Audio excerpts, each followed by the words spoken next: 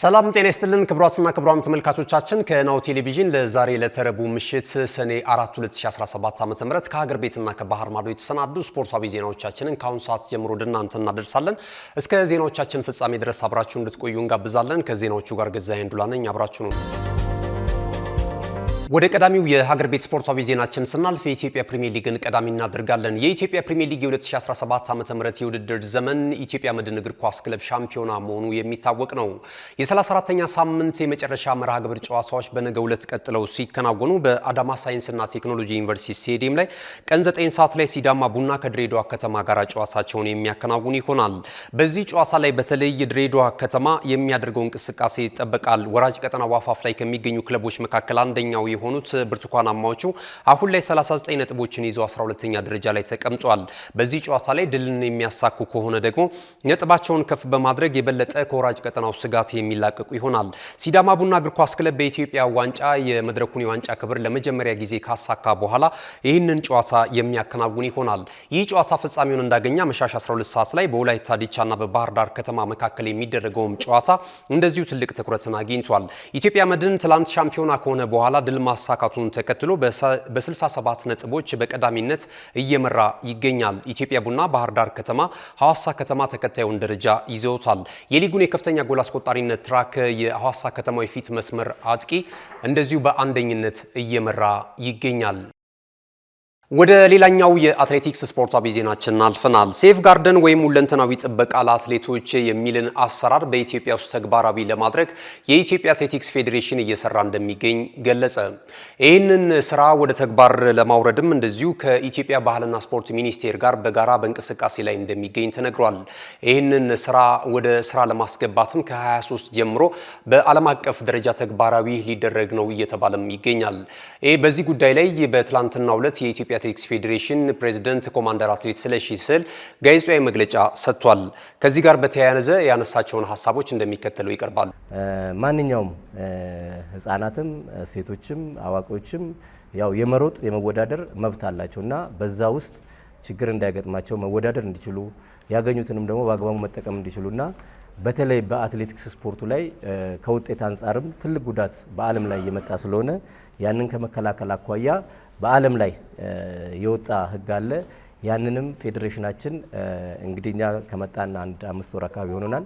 ከባለፉት 3 ወር ጀምሮ ስራን ስንሰራ ነበረ፣ ዶክመንቶች ሲዘጋጁ ነበረ።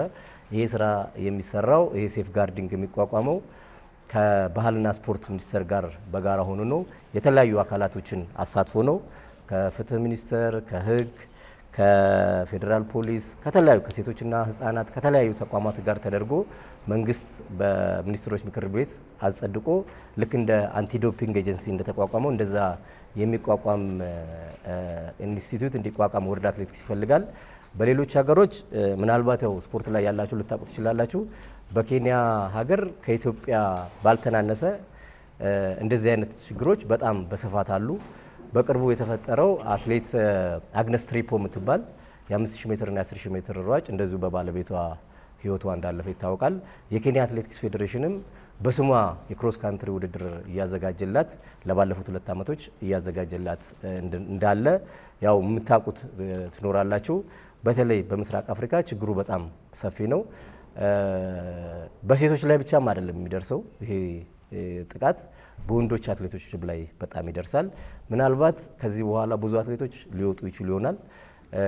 እኛም እንደ ተቋም ስላልሰራንበት ይሄ ተቋምም ስላልተቋቋመ የቅሬታ ሰሚም ቢሄዱም ቢጮሁም ሰሚም ስለሌላቸው ሁሉም አትሌቶች አንገታቸውን ሰብረው በቤታቸው ችግራቸውን ተቋቁመው ነው ያሉትና ብዙ ችግሮች እንዳሉ እንድትገነዘቡ ያስፈልጋል። ይሄን ችግር ደግሞ የምንወጣው አትሌቶቻችን ከዚህ ችግር የሚድኑት ውጤታቸውም ጥሩ የሚሆነው የህዝቡም የሚዲያም የመንግስትም ድጋፍ ሲኖር ነውና ይሄ በውጤት ላይም በሀገር ክብር ላይም በተለያዩ ነገሮች ላይ ትልቅ ተጽዕኖ እያሳደረ ያለ ነገር ነው። ሴፍ ጋርዲንግ ሁለንተናዊ ጥበቃ ለአትሌቱ፣ ሁለንተናዊ ጥበቃ አትሌቱን ለሚያግዝ፣ ሁለንተናዊ ጥበቃ ለሴቷም አትሌት፣ ለወንዱም አትሌት፣ ለአሰልጣኙም፣ ለማኔጀሩም፣ ለፌዴሬሽኑም ሁሉም በተቃራኒው ደግሞ ወንጀል የሚሰሩትን የሚከታተል ከፌዴሬሽኑ ጀምሮ ማለት ነው።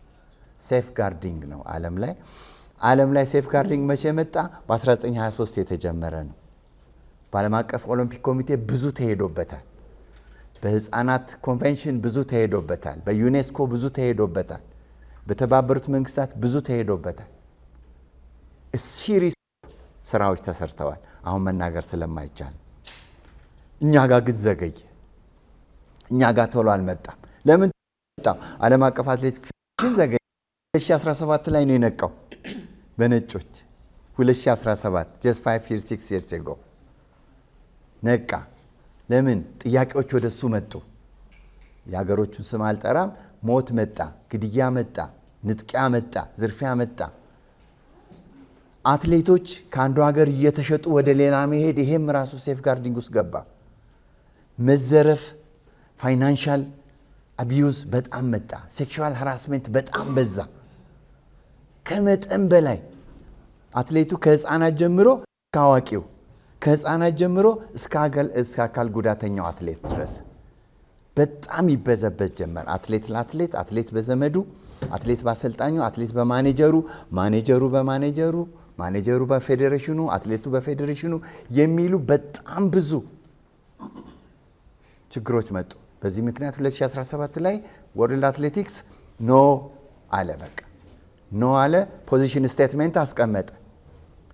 አይ ሁላችንም ማጥቃት አለብን፣ ሁላችንም መከላከል አለብን። እስከምን? ከምልመላ እስከ ውድድር ድረስ፣ ከምልመላ እስከ ኦሎምፒክ ድረስ። እነማን ሆነን እናጥቃ? ገቨርንሜንት ዋና ወሳኝ ነው። የስፖርት ሚኒስትር ዋና ወሳኝ ነው። ህፃናትና ሴቶች ዋና ወሳኝ ነው። ኦሎምፒክ ኮሚቴ ሞግዚት ነው የፌዴሬሽኖች ሁሉ፣ ዝም ማለት አይችልም። ዋና ወሳኝ ነው። ዜና እረፍት። የቀድሞ የኢትዮጵያ ብሔራዊ ቡድንና የቅዱስ ጊዮርጊስ እግር ኳስ ክለብ የምንጊዜውም ኮከብ ተጫዋች ሙሉጌታ ከበደ ወለየው በዛሬው ዕለት ከዚህ ዓለም በሞት ተለየ። የቀድሞ የኢትዮጵያ ብሔራዊ ቡድንና በክለብ ደረጃ ደግሞ በቅዱስ ጊዮርጊስ እግር ኳስ ክለብ ውስጥ ስኬታማ የተጫዋችነት ጊዜን ያሳለፈው ሙሉጌታ ከበደ ወለየው ከዚህ ዓለም በሞት ተለይቷል። በድንቅ አጥቂነቱ የሚታወቀው ሙሉጌታ ከበደ ባደረበት ህመም በሕክምና ሲረዳ ቆይቶ በዛሬው ዕለት ማረፉ ተሰምቷል። ናሁ ስፖርት በሀገራችን በምንጊዜውም ኮከብ ተጫዋች በሙሉጌታ ከበደ እልፈት የተሰማውን ጥልቅ ሐዘን እየገለጸ ለቤተሰቦቹ፣ ለወዳጅ ዘመዶቹ መጽናናትን ይመኛል። ይህ ናሁ ቴሌቪዥን ነው። ክቡራትና ክቡራን ተመልካቾቻችን የዕለተ ረቡዕ ዜናዎቻችን እንደቀጠሉ ናቸው። ቀደም ሲል የሀገር ቤት ስፖርታዊ ዜናዎች ወደ እናንተ ደርሷል። ከዚህ ሰዓት ጀምረን ደግሞ ከባህር ማዶ የተለያዩ የወሬ ምንጮች የተሰናዱ ስፖርታዊ ዜናዎችን ወደ እናንተ የምናደርሰው አብራችሁኑ ነው። ካሽጎ በየትኛውም ዓለም ሆነው በማንኛውም ሰዓት ለወገኑ የሚደርሱበት ፈጣን የገንዘብ መላኪያ ተከፈተሎ። ማስተርና ቪዛ ካርዶን በመጠቀም ከ5 እስከ 20 ዶላር የሚልኩበት አዲስ የገንዘብ መላኪያ መንገድ። ካሽጎን ለየት የሚያደርገው የትኛውም የገንዘብ ዝውውር በፍጥነት አገልግሎት ከመስጠቱም ባሻገር ለማንኛውም አገልግሎት ምንም አይነት ክፍያ አለመጠየቁ ነው።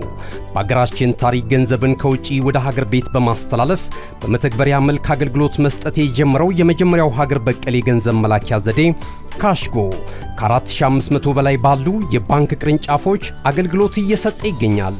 ገንዘቦን በሰኮንዶች ልዩነት ውስጥ ይፈልጉ በአካውንቶ ወይንም በእጆ ቆጥረው የሚወስዱበት ልዩ ዘዴ። በቅርቡ ሁሉንም ኢትዮጵያዊ ባለቤት ለማድረግ ጉዞ የጀመረው ካሽጎ ዛሬውኑ መተግበሪያውን በስልኮ ላይ በመጫን የአገልግሎቱ ተጠቃሚ ሆኑ። ፍጥነት መለያችን፣ ኢትዮጵያን መክፈቻችን፣ ካሽጎ ነው መላኪያችን። ካሽጎ የአዲሱ ትውልድ ብራንድ። ወደ ቀዳሚው የባህር ማዶ ስፖርታዊ ዜናችን እናልፋለን። የተለያዩ የዓለም ሀገራት ብሔራዊ ቡድኖች የአቋም መፈተሻ የወዳጅነት ጨዋታቸውን እያከናወኑ ይገኛሉ። እየተከናወኑ ከሚገኙ ጨዋታዎች መካከል የእንግሊዝ ብሔራዊ ቡድን ከአፍሪካዊቷ ሀገር የሴኔጋል ብሔራዊ ቡድን ጋር ያደረጉት ጨዋታ ተጠቃሽ ሆኗል። በውጤቱም መሰረት የሴኔጋል ብሔራዊ ቡድን የእንግሊዝ ብሔራዊ ቡድን 3-1 በሆነ ውጤት ማሸነፍ ችሏል። አስቀድሞ የሶስቱ አናብስቶችን ቀዳሚ ጎል ሃሪኬን በማስቆጠር ቀዳሚ የነበሩ ሲሆን በኋላ ላይ ኢስማኤል ሳር ባስቆጠረው ኳስ ወደ አቻነት የመጡት የሴኔጋል ብሔራዊ ቡድኖች 3-1 በሆነ ውጤት ጨዋታውን ድል ማድረግ ችሏል። በአፍሪካ ደረጃ ከየትኛውም የአፍሪካ ሀገር ብሔራዊ ቡድን ጋር ተጫውቶ የእንግሊዝ ብሔራዊ ቡድን እስከዛሬ ድረስ ተሸንፎ አያውቅም። የሴኔጋል ብሔራዊ ቡድን ይህንን የወዳጅነት ጨዋታ ድል ማድረጉን ተከትሎ በአፍሪካ ደረጃ የእንግሊዝ ብሔራዊ ቡድንን ያሸነፈ ቀዳሚው ሀገር ሆኗል። በቀጣይም በሚደረጉ የዓለም እግር ኳስ ዋንጫ የውድድር መድረክ ላይ የሴኔጋል ብሔራዊ ቡድን የተሻለ ውጤት ሊያመጣ እንደሚችል ይገመታል። በዚህ የወዳጅነት ጨዋታ ላይ አዲሱ የሶስቱ አናብስት አለቃ ቶማስ ቱኸል የመጀመሪያ ሽንፈታቸውን ማስተናገድ ችሏል። በመጨረሻም ወቅቱ የተጫዋቾች የዝውውር መስኮት የተከፈተበት መሆኑን ተከትሎ የተለያዩ ተጫዋቾች ከተለያዩ ክለቦች ጋር ስማቸው እየተያያዘ ይገኛል። እኛም ታላላቆቹ የመረጃ ምንጮች እንደዚሁ በይፋ ያስታወቁትንና የዘገቡትን መረጃዎች መሰረት በማድረግ የተለያዩ ጥንክሮችን አሰናድተንላችኋል። ተከታትለናቸው እንመለስ። የዝውውር ሂደታቸው እጅጉን አሰልቺ ከሆኑ መካከል ተጠቃሽ የሆነው የቤንጃሚን ሴስኮ ጉዳይ አሁን ላይ እልባት ሊያገኝ ስለመቃረቡ በመዘገብ ላይ ነው።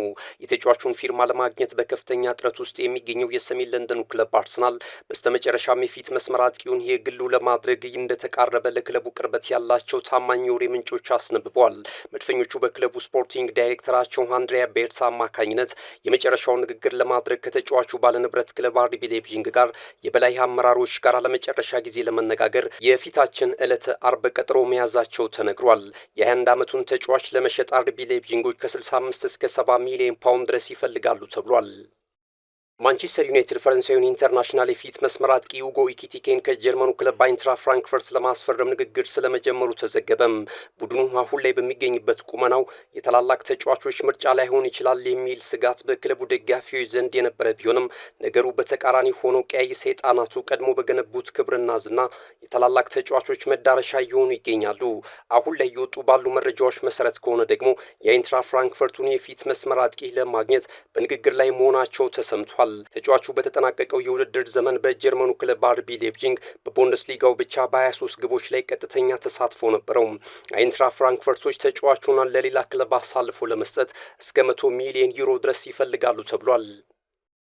የዘንድሮ ዓመት የሴሪያው ሻምፒዮናው ክለብ ናፖሊ ጆሹዋ ሲርኬዚን ከእንግሊዙ ክለብ ማንቸስተር ዩናይትድ ለማስፈረም ድርድር ስለመጀመሩ ተዘግቧል። የኔፕልሱ ክለብ አጥቂውን የግሉ ለማድረግ ለቱርኩ ክለብ ጋላታሳራይ በውሰት ውል የሰጠውን ቪክቶር ኦሴሚኔን የድርድሩ አካል ለማድረግ አስቧል ተብሏል። ናይጄሪያ ኢንተርናሽናል ከዚህ ቀደም ከትልልቅ ክለቦች ጋር ስሙ ሲያያዝ እንደነበረም አይዘነጋም። የኢትሃዱ ክለብ ማንቸስተር ሲቲ ከተለያዩ ተጫዋቾች ጋር ስሙን እየተያያዘ ይገኛል። አሁን ላይ ከጥር የተጫዋቾች የዝውውር መስኮት አንስቶ በክረምቱ የተጫዋቾች የዝውውር መስኮትም በርከት ያሉ ተጫዋቾችን ወደ ክለቡ እየቀላቀለ የሚገኘው የኢትሃዱ ክለብ ማንቸስተር ሲቲ አሁን ላይ በአርሰናል ሲፈለግ የነበረውን ኖርዌዩን ወጣት የአማካኝ ተጫዋች ፌሬን ለማስፈረም መቃረባቸው ተገልጿል።